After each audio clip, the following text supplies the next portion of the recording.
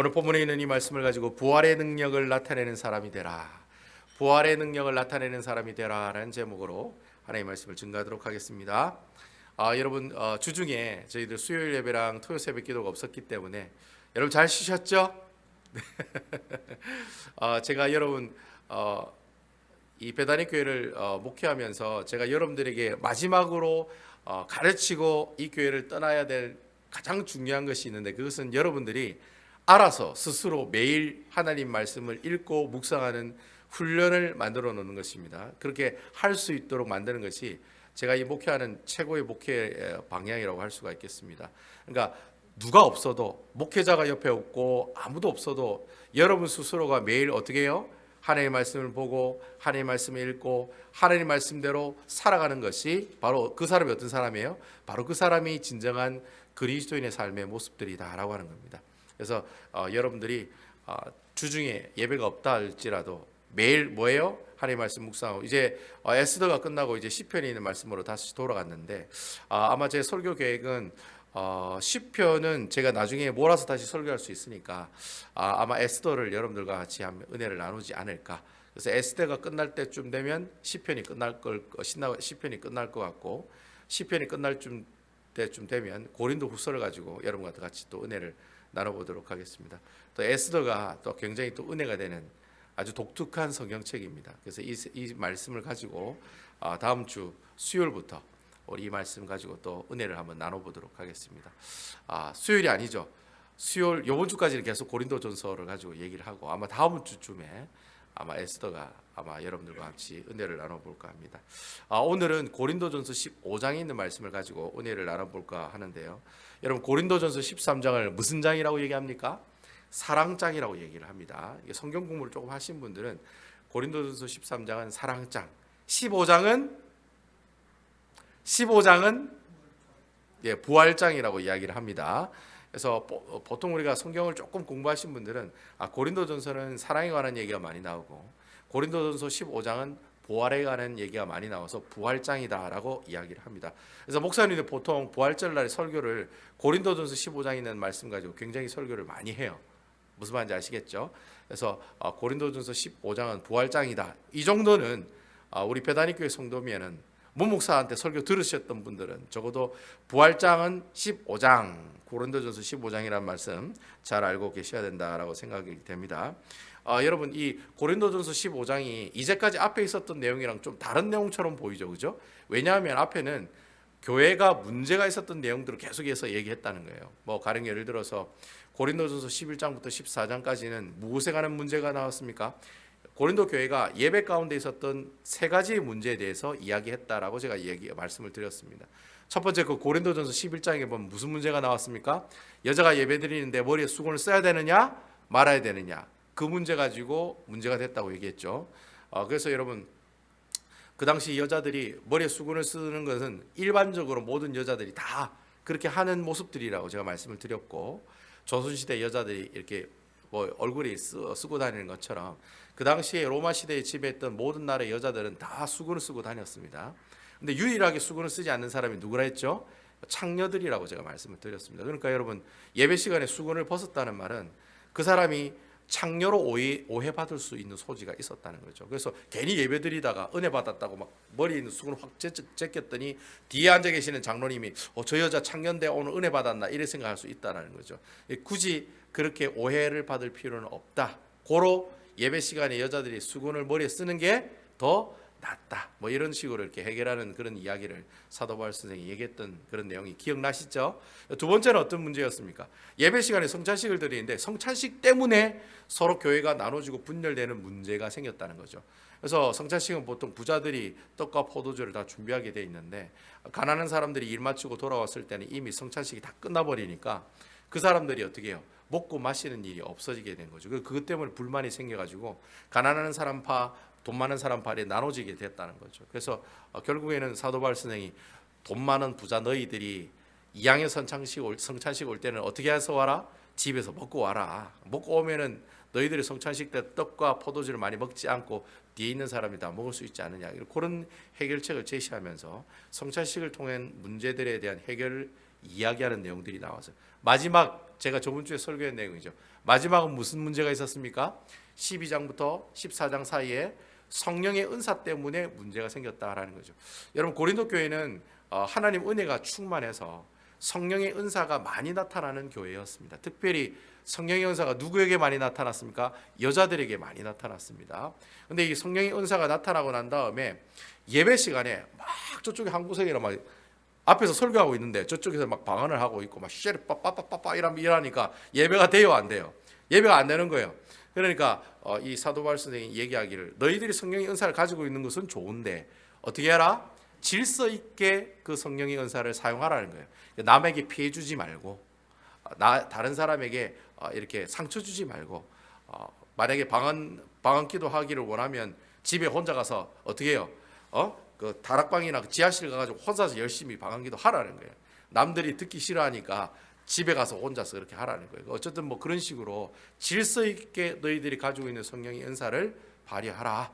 뭐 그런 식으로 얘기하면서 결국에는 이 모든 성령의 은사는 뭘 가지고 뭐가 바탕이 돼야 된다?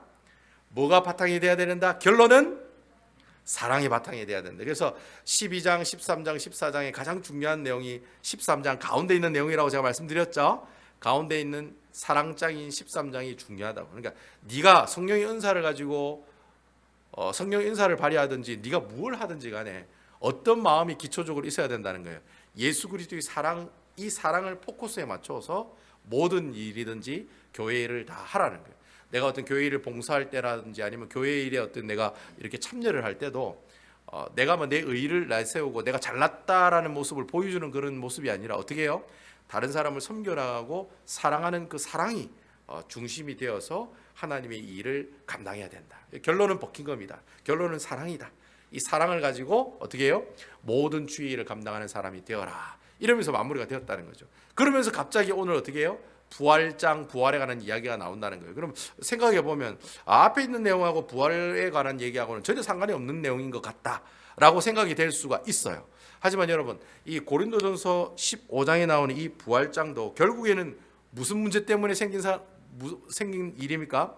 성령의 은사를 받은 사람들 때문에 생긴 문제들이었습니다. 그러니까 성령의 은사를 받은 사람들이 무질서하게 성령의 은사를 이렇게 표현하는 것처럼 성령의 은사를 너무나도 성령의 은사를 가지고 있는 사람들, 이 사람들을 이제 열정적 은사주의자들이라고 얘기하거든요. 좀 어려운 말로. 그러니까 은사주의자들인데 막 너무 열정적인 거예요. 근데 그 열정적인 그 은사주의에 포커스를 맞추다 보니까 이 사람들이 어떤 생각을 하느냐면, 야, 부활 필요 없어.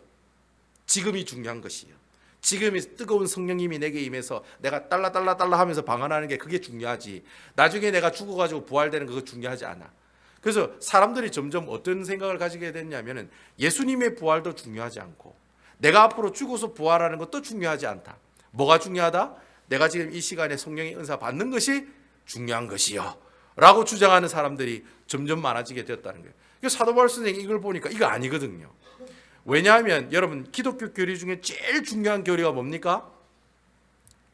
기독교 교리 중에 제일 중요한 교리가 뭡니까? 바로 예수님의 부활 교리입니다. 아시겠죠? 예수님이 언제 태어나시고 어떻게 자라시고 어떻게 복음을 증거하시고 이것보다 더 중요한 게 예수님이 죽음 가운데 살아난 이 사건이 굉장히 중요한 사건입니다. 그래서 여러분 우리 그 예수 믿는 사람들이 절기 중에 제일 중요한 절기가 어떤 절기입니까? 바로 부활절입니다. 이스터데이가 제일 중요한 절기입니다. 아시겠죠? 여러분 그 여호와의 증인들은 부활절이 없습니다. 왜냐하면 부활을 믿지 않기 때문에. 그러니까 오늘이나 그때나 똑같은 거예요. 그때 시대 때도 예수님의 부활을 믿지 않은 사람들이 있었던 것처럼 오늘날에도 예수님의 부활에 대해서 전혀 믿지 않는 사람들이 오늘도 있다는 거예요. 무슨 말인지 아시겠죠? 그래서 이 부활에 관한 이 내용들이 점점 사라지다 보니까 이것은 잘못된 것이다. 이렇게 해서는 안 되겠다. 그들에게 예수님의 부활에 대해서 그리고 또 죽은 자의 부활에 관한 이야기들 그리고 또 신령한 몸은 어떤 몸인지 우리가 부활하게 되면 새로운 몸으로 부활하게 되는데 그 몸은 또 어떤 몸인지 그런 내용을 하나하나 상세하게 설명하고 있는 내용이 바로 고린도전서 15장에 나오는 내용이다라고 하는 겁니다. 그래서 그 성령의 은사주의에 빠져 있는 그 사람들에게 너희들이 부활에 대해서 무시하고 부활이 필요 없다라고 하는 그 사실에 대해서 어떻게 해요? 잘못되었다라고 그들에게 이야기해주고 또 경고하고 있는 내용이 바로 오늘 고린도전서 15장에 나오는 말씀이다라고 생각할 수가 있습니다. 제가 지난주에 그 칼바르트라고 하는 신학자를 제가 여러분들에게 말씀드렸는데, 뭐 칼로 자른다 해서 칼바르트가 아닙니다, 여러분. 칼바르트라고 하는 신학자가 뭐라고 얘기했냐면, 이 고린도전서 15장이 고린도전서 전체 최고로 중요한 내용이다, 최고로 중요한 장이다라고 이야기를 해요. 왜 그렇게 얘기하느냐면, 이 고린도전서 15장에 나와 있는 이 부활에 관한 교리를 예수 믿는 사람이 확실하게 가지고 있으면 앞에 있었던 모든 문제들, 그런데 고린도 교회에 있었던 문제, 무슨 문제가 있습니까? 분열에 관한 문제도 있었고, 우상 제물을 먹느냐 안 먹느냐, 머리에 수건 쓰냐 안 쓰냐, 성찬식 문제, 성령의 은사에 관한 문제, 여러 가지 문제들이 있었잖아요. 그러한 여러 가지 교회의 문제들을 한 방에 해결할 수 있는 게 있다는 거예요. 그게 바로 예수 그리스도의 부활에 관한 교리를 정확하게 알고 있을 때. 그러면 예수님이 부활에 관한 교리를 알고 있으면 앞에 있는 모든 문제는 다 어떻게 된다? 자연스럽게 다 해결이 된다는 거예요. 그래서 이 칼바르트라는 이 신학자는 이 부활에 관한 이야기, 즉 고린도전서 15장에 나오는 이 부활에 관한 이야기가 고린도전서에 나오는, 고린도전서가 16장까지 있거든요. 그 16장 내용 중에 15장이 최고로 중요한 것이요 라고 주장하는 그런 신학자들도 있다는 거예요. 여러분, 고린도전서 15장은 총 몇 절로 되어 있습니까, 여러분? 여러분, 제 얼굴 보시면 안 되죠. 성경을 보셔야죠. 예? 여러분, 고린도전서 15장 몇 절로 되어 있습니까? 예? 몇 절로 되어 있습니까? 예? 아차 싶으죠? 성경책 아차 싶으시죠? 몇 절까지 되어 있습니까? 몇 절? 58절까지 되어 있습니다. 이 58절이란 말은 고린도전서의 장별로 절이 가장 많은 데가 15장입니다. 15장이 58절로 되어 있어요. 굉장히 많은 절로 되어 있다는 거죠. 사도 바울 선생이 고린도 교회 사람들에게 부활에 관한 이야기를 하고 싶은 얘기가 많았다는 거예요, 적었다는 거예요? 굉장히 많았다는 거예요. 굉장히 많았다는 말이 무슨 말이에요? 굉장히 중요한 내용이다라는 겁니다. 그래서 이 부활에 관한 이야기가 굉장히 중요한 내용이기 때문에 사도 바울 선생이 또 어떻게 해요? 그래서 이 칼바르트라고 하는 신학자가 그래서 고린도전서 15장의 부활장이 최고로 중요한 장이다. 왜냐? 이렇게 길이도 길다. 그렇기 때문에 그렇다. 뭐 이런 내용 가지고 이제 추정을 하는 그런 내용들이 있더라고요. 아무튼 여러분, 고린도전서 15장에 있는 이 부활장은 이 정도로 중요한 내용을 담고 있구나, 이러한 사실을 여러분들이 스스로가 염두에 두시고 오늘 고린도전서 15장에 있는 내용을 전반적으로 한번 살펴보도록 하겠습니다. 여러분, 시간이 되면 제가 한 구절 한 구절 다 이야기하면서 해석을 해드릴 건데, 아무래도 15장은 오늘 하루 다 보는 게 좋을 것 같아서 58절까지의 내용이지만 제가 전체적으로 어떤 내용인지를 여러분들에게 소개해드리고, 또 이 고린도전서 15장의 말씀을 통해서 하나님께서 우리에게 주신 영적인 교훈이 무엇인지를 우리 다 같이 한번 살펴보는 그런 시간을 갖도록 하겠습니다. 여러분이 고린도전서 15장을 나중에 예배 마치고 난 다음에 여러분 쭉 한번 읽어보시면요, 좀 내용이 이상하다라는 걸 느낄 수가 있어요. 약간 좀 국어책 읽는 것에 아주 은사가 있으신 분들, 좀 글을 많이 읽으신 분들은 이 고린도전서 15장을 딱 읽으시면 부활장이긴 부활장인데 이상하다, 부활의 얘기하고는 조금 약간 틀린 내용이 있다라는 그런 느낌을 받으실 거예요. 왜냐하면은 이 부활장에 나오는 이 내용은요, 그 예수님의 부활에 관한 이야기, 그리고 우리가 죽고 난 다음에 부활된다는 그런 이야기는 아주 짧게 기록이 되어 있어요. 그래서 1절부터 11절까지 아주 짧고 굵게 임팩트하게 기록을 해놓고 있다라는 거죠. 여러분, 만약에 예수님의 부활에 대해서 우리가 설명한다면 어떤 내용이 나오겠어요? 예수님께서 어떻게 부활하시고 어떻게 죽으시고, 어떻게 죽으시고부터 나오겠죠. 어떻게 죽으시고 어떻게 부활하시고, 또 부활했는데 그때 부활했을 때 만난 사람들이 누구이고, 그리고 또 예수님께서 부활하셨는데 어떻게 부활하시고 몇 시에 부활하시고, 부활하시고 난 다음에 누구 만나고 이런 얘기들을 아주 상세하게 구체적으로 기록해야 된다는 거예요. 왜? 예수님의 부활을 설명하려면. 그러니까 예수님의 부활 자체를 믿는 사람들이 있어요, 없어요? 안 믿는 사람들도 있다는 거예요. 여러분, 예수 안 믿는 사람한테 죽은 사람이 다시 살아났다고 얘기하면 뭐라고 얘기합니까? 다 이렇게 얘기한단 말이에요. 다 이렇게. 그렇죠? 예수 안 믿는 사람이, 죽은 사람이 부활했다면 다 이런 식으로 얘기한다는 거예요. 그러니까 여러분, 사실 고린도전서 15장이 부활장이라고 얘기하면 어떤 얘기들이 나와야 되느냐면 금방 제가 얘기했던 내용들이 나와야 돼요. 예수님께서 부활이 어떻게 시작되었고 어떻게 그 과정이 이루어졌고 또 그 만난 사람들이 이름이 누구 또 장소가 어디 또 시간이 언제 이런 내용들이 상세하게 디테일하게 기록해 놔야 된다. 그래야지 예수 안 믿는 사람들이 봤을 때 뭐라고 얘기하겠습니까? 예수라는 분은 죽었다가 살아난 게 맞네. 뭐 증인들이 이래 많은데 뭐 어쩌겠나?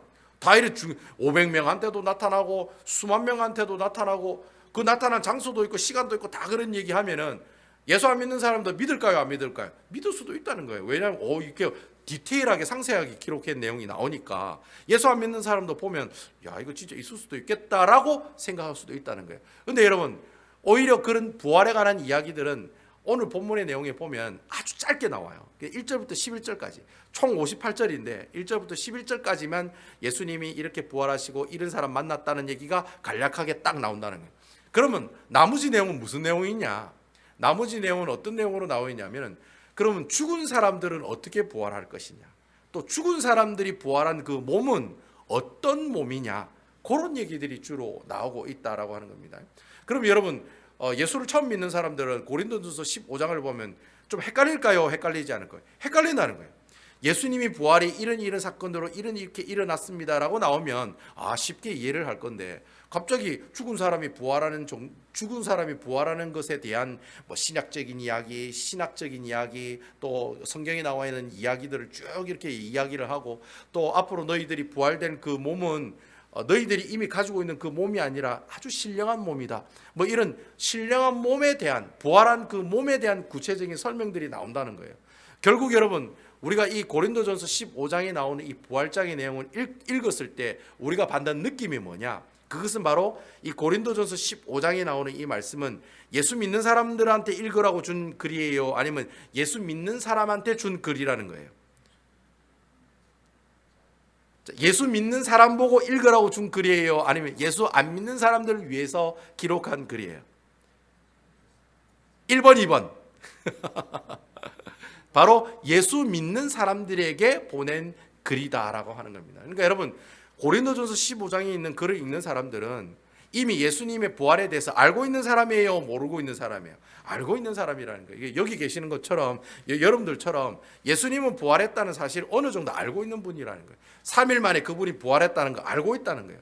그리고 500여 형제들에게 나타나고 12명에게 나타나고 나중에는 수만 명이 보이는 가운데 하늘나라에 올라가는 그런 모습들을 여러분들이 이미 알고 계시는 분이라는 거예요. 그래서 어떻게 해요? 이 고린도전서 15장에 나오는 부활장에 나오는 내용은 부활에 대한 일반적인 그런 개념과 이야기가 나오는 내용이 아니라 그 부활 가운데서도 죽은 사람들은 과연 어떻게 부활하는 것이냐, 또 부활한 사람의 몸은 또 어떤 몸이냐, 이런 아주 구체적이고 디테일한 내용들을 우리에게 이야기하고 있다라고 하는 겁니다. 아시겠죠? 그러니까 고린도전서 15장에 나오는 이 부활장의 내용은 우리도 예수님처럼 예수님이 부활했냐 아니냐에 관한 내용이 아니라 예수님이 부활하셨는데 그럼 예수님이 부활하셨을 때 그 몸 그대로 우리들 또한 어떻게 해요? 그 몸 그대로 똑같은 모습으로 부활하느냐 안 하느냐 그 문제에 대해서 이야기를 하고 있는 내용들이라는 거예요. 그러니까 고린도 교회에 있는 사람들이 질문을 할 때 예수님이 부활이 있어요 없어요 라고 하는 질문에 대답하는 내용들이 아니라 예수님이 부활하시는 건 맞다라는 거예요. 근데 과연 어떤 몸으로 부활하느냐 그거에 대해서 질문한 내용을 사도 바울 선생이 어떻게 해요? 하나하나 대답하면서 이야기한 내용이 바로 고린도전서 15장에 나오는 부활장의 이야기다라고 하는 내용입니다. 여러분 아시겠죠? 여기까지 잘 이해를 하셨죠? 자, 그래서 여러분 나중에 보면 어떤 내용이 나오냐면은 죽은 자의 부활을 거부하는 사람은 곧 예수님의 부활을 거부하는 것과 같다라는 내용이 나와요. 그러니까 여러분 예수님이 부활한 사건으로만 부활이 끝난 것이 아니라 여기에 있는 예수 믿는 사람들도 나중에 죽으면 부활한다는 거예요? 부활 안 한다는 거예요? 부활한다는 거예요. 여러분 아멘입니까? 이거 굉장히 중요합니다. 여러분 예수 믿는 사람도 예수님처럼 똑같이 부활한다 안 한다 이 사실이 있는 사람과 없는 사람은 하늘과 땅 차이라고 할 수가 있겠습니다. 여러분 수많은 초대교회 시대 때 수많은 크리스찬들이 사자굴 속에 던져서 죽었어요. 순교했습니다. 왜 순교했을까요? 바로 부활의 산 소망을 가지고 있었기 때문에 순교가 가능했다는 거예요. 그러니까 내가 만약에 죽어서 죽는 것으로 끝나면은 내가 순교할 필요가 없는 거예요. 왜 내가 순교합니까? 잘 먹고 잘 살면 되지. 예수 안 믿고 잘 먹고 잘 살고 오래 살면 되지. 안 그래요, 여러분? 그럼에도 불구하고 예수 믿는 사람은 죽는 것이 끝이 아니란 사실을 알았다는 거예요. 내가 죽어도 나중에 어떻게 해요? 내 육체가 예수님이 부활하신 것처럼 동일하게 부활할 거라는 확신이 있었기 때문에 담대하게 어떻게 해요? 예수 그리스도의 복음을 증거하다가 식인종에 잡혀가지고 먹히고, 또 어떤 사람 한국에는 예수 그리스도의 복음을 들고 왔다가 어떻게 해요? 돌에 맞아 순교하고. 그래서 순교자들이 일어난 이유가 뭐냐? 바로 우리가 죽으면 끝이 아니라 어떻게 해요? 다시 우리의 몸이 부활한다라고 하는 이 놀라운 하나님의 말씀이 있기 때문에 우리가 순교하는 삶을 살아갈 수가 있게 된다는 거예요. 그러니까 여러분 생각해 보세요. 만약에 부활이 없으면 내가 예수를 믿었는데 지지리도 복도 못 받고 맨날 고통받다가 남편한테 구박받다가 그래가 죽어요. 그럼 그 사람 지옥 갈까요? 천국 갈까요? 그럼 그 사람 천국 갈까요? 지옥 갈까요? 여러분, 우리가 보통 생각하기를 예수 믿는 사람들은 이 세상에 살 때 잘 먹고 잘 살아야 된다는 생각을 다 가지고 있거든요. 근데 그 내용은 성경에 나오는 내용이기도 하지만 성경에 다 그렇다고 얘기하고 있지는 않다는 거예요. 그러면 여러분, 예수 믿어가지고 이 세상에 돈 벌고 잘 먹고 잘 사는 사람은 그 사람 진짜 예수 믿는 사람이고, 내가 예수 믿는 사람인데 맨날 핍박받고 고난받고 가난한 가운데 굶어 죽은 사람은, 그럼 그 사람은 하나님의 복을 못 받고 죽은 사람들입니까? 그게 아니라는 거예요. 동일하게 그 사람들도 예수 그리스도를 믿으면 어떻게 해요? 구원받고 동일하게 그의 몸의 부활의 모습들에게 참여하는 모습들이 나타난다는 것이죠. 그러니까 여러분, 예수 믿고 복 받는다는 말이 좋은 이야기이기도 하지만 굉장히 위험한 이야기다라는 사실도 여러분 잘 알고 계셔야 돼요. 여러분, 내가 예수 믿는 그 순간부터 핍박과 고난이 와요, 안 와요? 와요. 그렇지만 그 고난과 핍박을 잘 이겨낸 그 사람에게는 어떻게 해요? 하나님이 주시는 큰 상급이 있다라고 하는 것이죠. 예수 믿는 사람은 이 세상에 살고 있을 때 잘 먹고 잘 사는 게 내 삶의 인생의 목표가 아니라는 거예요. 예수 믿는 사람의 목표는 뭐예요? 나중에 죽고 부활하고 난 다음에 예수님과 함께 동고동락하면서 천국에서 어떻게 그 하나님 나라에서 주님을 찬양하며 영원토록 영생을 누리며 살아가는 것이 예수 믿는 사람의 삶의 목적이요 목표가 된다는 거예요. 아시겠죠? 그러한 내용들이 부활의 교리를 가지고 있느냐 가지고 있지 않느냐의 차이에 크게 우리가 이렇게 차이가 나는 그런 우리의 삶의 모습들이다라고 하는 겁니다. 그리고 두 번째는 여러분, 죽은 자의 부활을 거부하는 것은 하나님의 주권을 거부하는 것이다라고 나중에 사도 바울 선생이 이야기를 해요. 여러분, 예수님의 부활은 누가 계획하신 일이죠? 하나님이 계획하신 일이에요. 아시겠죠? 하나님이 이미 오래전부터 계획하시고 실행하신 사건들이에요. 그런데 만약에 예수님께서 부활하셨다는 자체도 부인하고, 우리 예수 믿는 사람도 나중에 죽은 다음에 부활하지 않는다라는 사실을 믿지 않는 사람들은 어떤 사람이냐면 하나님의 주권을 믿지 않는 사람들이다라고 이야기하는 거예요. 그러니까 하나님이 이미 오래전부터 계획하신 그 일들을 부정하는 사람이 바로 죽은 자의 부활을 거부하는 사람들의 모습들이다라고 이야기하고 있다는 거예요. 그리고 나중에 보면 부활할 우리의 몸은 이전의 육체처럼 어떻게 해요? 완전히 새로운 몸으로 부활할 것이다. 이런 내용들이 이제 사도 바울 선생이 얘기하고 있고, 마지막에는 이렇게 부활하는 새로운 몸이 어떻게 해요?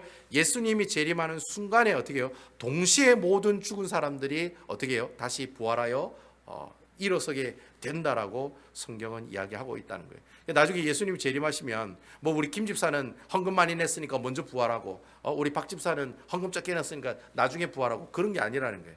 예수님이 재림하시는 그 순간에 예수 믿어 죽은 모든 사람들은 동시에 다 어떻게 해요? 그 몸이 변하여 다 일어나고, 그리고 예수님께서 육의 몸을 가지고 부활하셨던 것처럼 동일하게 여러분들도 예수님이 부활하신 그 몸처럼 부활하셔서 하나님께서 기뻐하신 그 하늘나라에 주님과 함께 동행하며 살아가는 아름다운 귀한 역사들이 일어난다. 그런 얘기가 15장 전체의 내용을 통해서 우리에게 계속해서 이야기하고 있다라고 하는 겁니다. 아무튼 여러분, 사도 바울 선생은 이 고린도전서 15장에 나오는 이 부활장을 통해서 죽은 사람이 과연 부활하느냐, 죽은 사람이 어떤 몸으로 부활하느냐, 이런 내용들을 쭉 우리에게 이야기하고 있지만, 정말 사도 바울 선생이 이야기하고 싶었던 핵심 주제는 바로 어떤 내용이냐면은 죽은 사람이 부활해요, 신령한 몸으로 부활해요, 이 얘기하고 싶은 내용이 아니라는 거예요. 진짜 사도 바울 선생이 얘기하고 싶었던 내용은 바로 33절과 34절에 있는 말씀이라는 거예요. 우리 다 같이 33절과 34절에 있는 말씀 한번 읽어보도록 할게요. 사도 바울 선생이 정말 고린도 교회 사람들에게 하고 싶었던 이야기 34절 34절에 있는 말씀 읽어보도록 하겠습니다. 시작. 속지 말라. 악한 동무들은 선한 행실을 더럽히나니. 34절. 깨어 의를 행하고 죄를 짓지 말라. 하나님을 알지 못하는 자가 있기로 내가 너희를 부끄럽게 하기 위하여 말하노라. 여러분, 언뜻 우리가 보면 오늘 이 사도 바울 선생이 고린도 교회 사람들에게 하는 이야기거든요. 근데 이것을 우리가 한번 읽어보면 언뜻 사도 바울 선생이 평범한 톤으로 그냥 뭐 속지 말라, 악한 동무들은 선한 행실을 더럽히며 깨어 의를 행하고 죄를 짓지 말라, 뭐 이런 식으로 평범하게 이야기한 것처럼 보이지만은 우리가 한글 성경을 보면 실질적으로 이 말씀을 헬라어 원문을 가지고 보면은 뉘앙스가 틀려요. 어떻게 이야기하고 있느냐 하면 제가 의역을 하면 그렇게 얘기할 수 있습니다. 이렇게 표현을 할 수가 있어요. 아니 왜 그렇게 악한 행실을 보는 사람들과 어울리냐? 너희들은 제발 정신을 차리고 하나님 말씀에 순종하고 제발 죄를 짓지 말아라. 내가 너희에게 이렇게 말하는 것은 너희들에게 경고하기 위해서 말하는 것이다. 이런 식으로 해석이 돼요. 그러니까 지금 평범한 톤으로 이야기하고 있는 것이 아니라 어떻게 해요? 너희들 이렇게 안 살면 어떻게 된다는 거예요?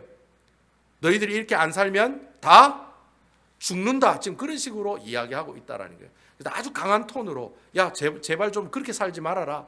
정말 죄 지으면서 살지 말아라. 제발 그렇게 살지 말고 이렇게 살아라. 이런 식으로 경고하고 있는 내용이 오늘 33절과 34절에 있는 말씀의 내용들이다라고 하는 겁니다.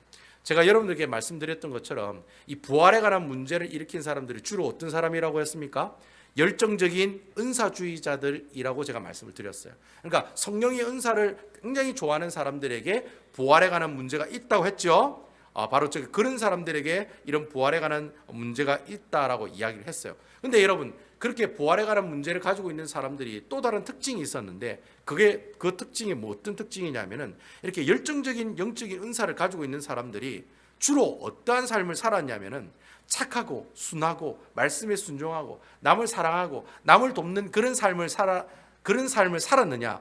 그런 삶을 살지 않았다. 오히려 성령의 은사를 받고 열정이 충만한 이 사람들이 어떤 삶을 살아갔냐면 상식적으로나 도덕적으로 우리가 이해가 가지 않는 매우 타락한 삶을 살아갔다는 거예요. 그러니까 여러분, 우리 교회 신앙생활하면서 어떤 분은 내가 어떤 직분을 가지고 있고 내가 성령의 은사를 가지고 있고 방언의 은사를 가지고 있고 내가 치유의 은사를 가지고 있다라고 하는 사람들 가운데 여러분, 실질적으로 그들이 살고 있는 그 삶은 도덕적으로나 윤리적으로나 타락한 삶을 사는 거예요? 아니면 경건한 모습으로 산다는 거예요? 타락한 삶의 모습들로 살고 있다라는 거예요. 이 말을 여러분, 제가 항상 설교하는 내용으로 설교하면은 교회 오면 교회 사람, 직장 가면 직장 사람, 가정에 가면 가정 사람, 어떻게 산다는 거예요? 양다리 걸치면서 살아가는 사람이 된다는 거예요. 교회에 오면은 아주 선량한 권사님, 집사님, 장로님 다 되세요. 근데 여러분, 이 교회 문을 떠나는 순간 뭐예요? 세상 사람들하고 똑같이 사는 거예요. 똑같이 욕하고 똑같이 사기치고 똑같이 어떻게 해요? 세금 삥땅 치고. 예수 믿는 사람은 그러면 안 되잖아요. 똑같이 그래서 사는 거예요.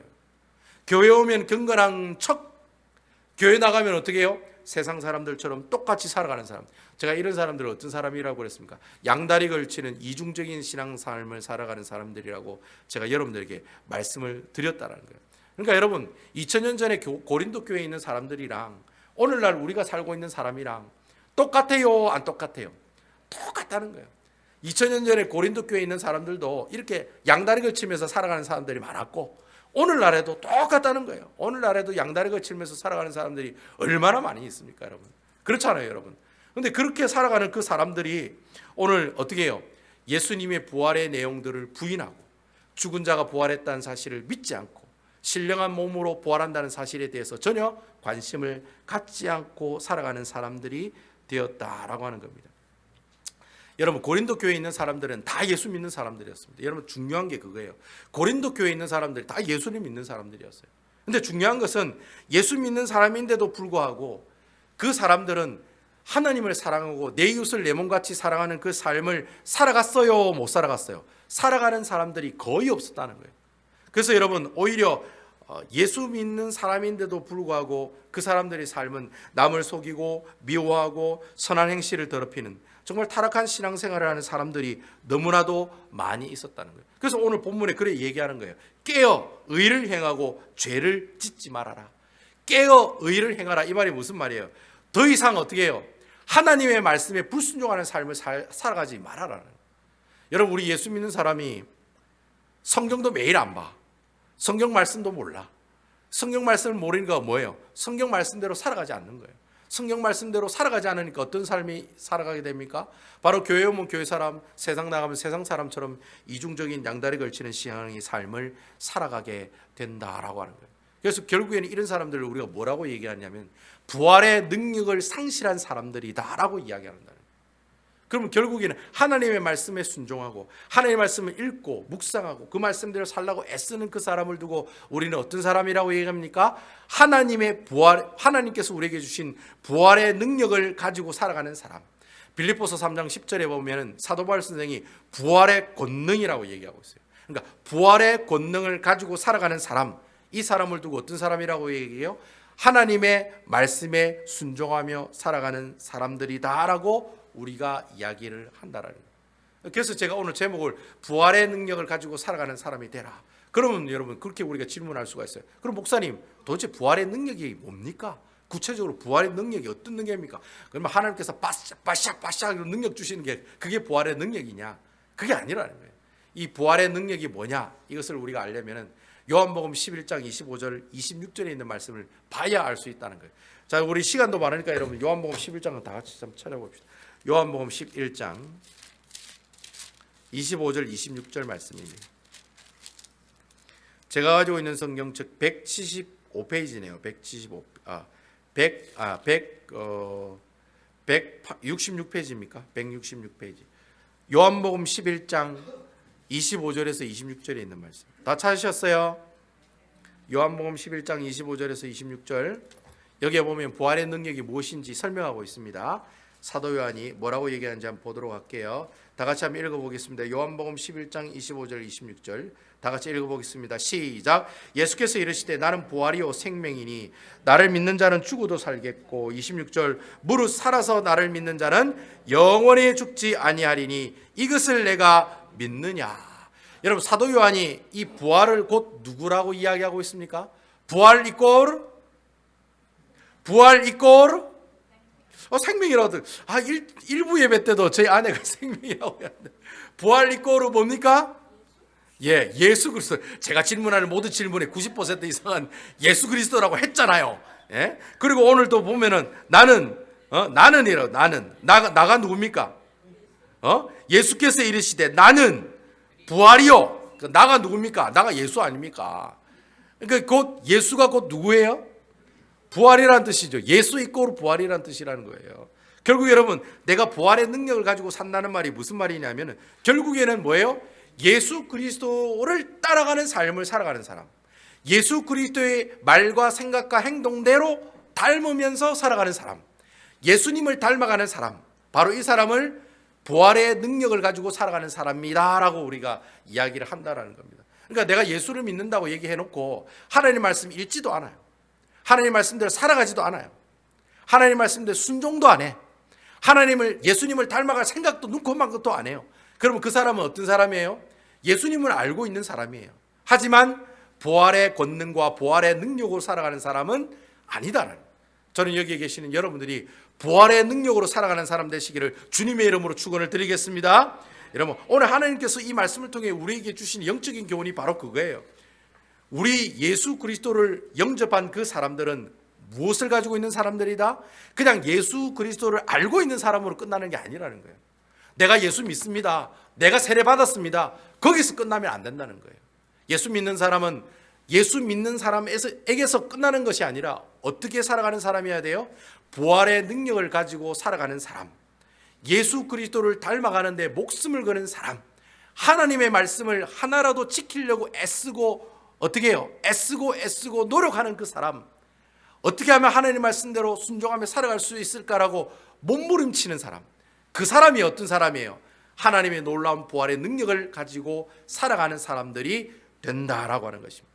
저는 여러분들이 정말 이렇게 부활의 능력을 가지고 가면서 살아가는 아름다운 주의 귀한 백성들 되시기를 주님의 이름으로 축원드리겠습니다. 제발 여러분 예수 믿는 사람으로 살아가지 마시고 부활의 능력을 가지고 살아가는 사람들이 되시기 바랍니다.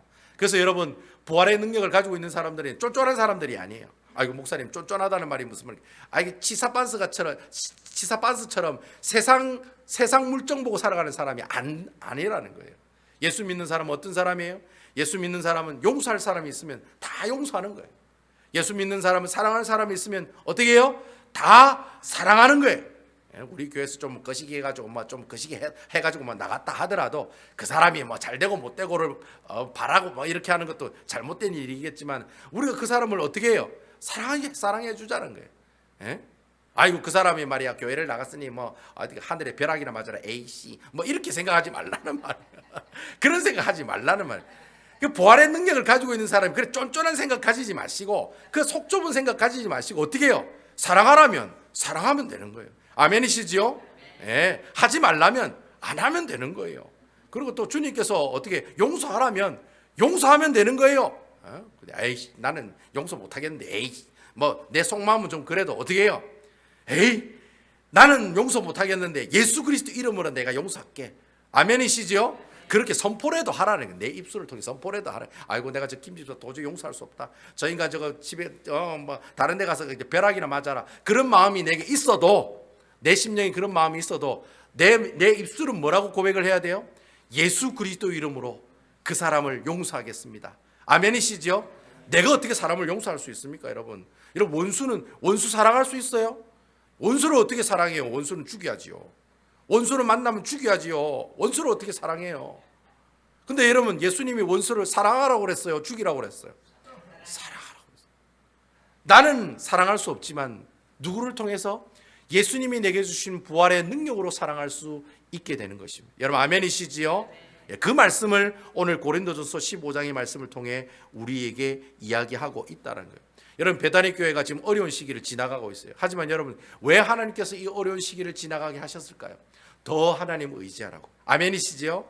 더 하나님 바라보라고. 아멘이시지요? 나간 사람만 욕하라고 여러분 있는 게 아니라는 거예요. 여러분 어떻게 해요? 나간 사람들이고 어떻게 해요? 여기 있는 사람들은 누구를 바라봐야 돼요? 오직 주만 바라봐. 오직 주만 바라봐. 믿음의 주여 나를 온전케 하시는 누구를 바라봐요? 예수를 바라보자. 이 시기 때 예수님 더 바라보라고 여러분들 이 환경과 이 어려움들을 우리에게 주신다는 것입니다. 그러니까 여러분 꼭 기억하셔야 돼요. 부활의 권능을 가지고 있는 그리스도인은 상식을 파괴하고 비도덕적인 사람으로 살아가는 사람들이 아니라는 거예요. 부활의 권능을 가지고 있는 사람들은 상식적으로 도덕적으로 벗어난 그런 삶을 살아가는 사람들이 아니라는 거예요. 예수님이 그 당시 살아가셨던 그 삶의 모습들처럼 여러분 예수님 공생의 3년 동안에 예수님이 여자를 미워하고 가난한 사람 싫어하고 그런 사람 다 회피하고 그런 사람 안 도와주고 예수님이 그래 살았다고 이야기하고 있어요? 여러분 그렇게 살았다고 예수님이 이야기하고 있습니까? 아니잖아요. 여러분 모든 사람들 다 사랑하시잖아요. 심지어 자기를 십자가에 못 박는 그 사람을 향해서도 기도하시는 분이 바로 누구셨죠? 예수 그리스도였다는 거예요. 그러니까 여러분 예수님이 그렇게 사셨어요. 진하게 하나님을 사랑하고. 자 따라합시다. 진하게 하나님을 사랑하고 진하게 내 이웃을 내 몸같이 사랑하신 분이었다. 바로 그러한 삶을 동일하게 여러분들이 살아갈 때 그때 그 사람을 두고 그분을 향해 뭐라고 얘기해요? 야 저분은 진짜 부활의 권능을 가지고 살아가시는 분이다. 예? 그렇잖아요. 여러분 그 손양원 목사님 두 아들 죽인 그 이야기 아시죠? 여러분 그 두 아들 죽인 그 한 청년이 있었는데 여러분 그 손양원 목사님 그 두 아들 죽고 난 다음에 그 자기 두 아들을 죽인 그 청년을 결국에 나중에는 어떻게 합니까? 자기의 양자로 삼잖아요. 여러분 그렇게 할 수 있겠어요? 저는 그렇게 못해요. 그 죽여야지. 그래. 찾아가 죽여야지. 아니 사랑하는 두 아들 죽였는데 죽여야지. 어떻게 살려둡니까? 근데 여러분 그분이 그 아들을 어떻게 해요? 자신의 양아들로 입양하는 그런 일들이 일어났다는 거예요. 그래서 여러분 손양호 목사님 지은 그 전기책이 사랑의 원자탄이라고 하는 책이 있잖아요. 여러분 잘 아시죠? 왜 그렇게 할 수 있을까요? 부활의 권능을 가지고 있는 사람만이 할 수 있는 일. 아멘이시죠? 저는 그 부활의 권능을 그분만 가지고 계시는 능력이라고 저는 보지 않아요. 그 모든 능력들을, 그 모든 사람들을 그런 부활의 능력들을 가지고 있을 수 있다는 사실을 믿으시기 바랍니다. 여기 계시는 여러분들도 그런 놀라운 부활의 권능을 가지실 수가 있어요. 가질 수 있기 때문에 오늘 사도 바울 선생이 이 부활장을 통해 우리에게 이야기하고 있다라고 하는 것입니다. 아무쪼록 여러분 한 주간 살아가실 때 여러분 참 내게 어려움이 있고 또 내가 또 어떤 사람 때문에 상처를 받고 또 때로는 물질 때문에 힘든 삶을 살아가고 있을 때마다 뭘 생각해요? 주님께서 내게 주신 이 놀라운 부활의 능력들을 하나하나 생각하셔서 그 주님이 주시는 그 부활의 권능을 가지고 이러한 어려움들을 하나하나 이겨나가시는 아름다운 우리 배단위 교회 성도 여러분들 다 되시기를 주님의 이름으로 축원드리겠습니다.